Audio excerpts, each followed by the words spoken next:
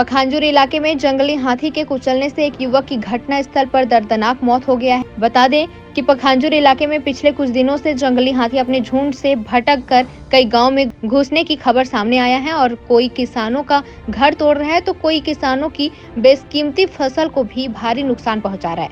वहीं आज सुबह दर्दनाक हादसे की खबर सामने आई है कि कापसी के पास एक युवक की हाथी के कुचलने से दर्दनाक मौत हो गई है। मिली जानकारी के अनुसार युवक परलकोट इलाके के पीवी 22 नंबर गांव का रहने वाला है। सुबह तक युवक घर में ही नहीं पहुंचने से परिजनों के द्वारा ढूंढने पर हाथी द्वारा कुचला हुआ मिला युवक की लाश। परलकोट इलाके में लगातार 3 दिनों दंतैल हाथी अपने झुंड से बिछड़कर हिरायसी इलाकों में घूम रही है। कई किसानों का घर तोड़ दिया है, वहीं कई किसानों की बेशकीमती फसलों को भी नुकसान किया है।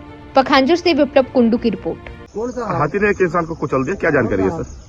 हाथी एक पोसा प्लाट है बड़े कापसी में, तो वहाँ पे हाथी शाम करीबन 4-5 बजे एक जंगल में घुसा था।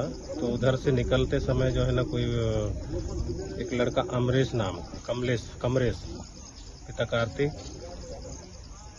तो वहाँ सवेरे पता चला कि वो मृत अवस्था में है, वन्य प्राणी द्वारा घायल मार दिया गया है। तो परलकोट क्षेत्र में बीते लगभग एक हफ्ते से हाथी चारों तरफ आतंक मचा रहा था। तो वन विभाग की टीम क्या कर रही थी? वन विभाग की टीम पूरा तैनात है, जो कार्रवाई करना है।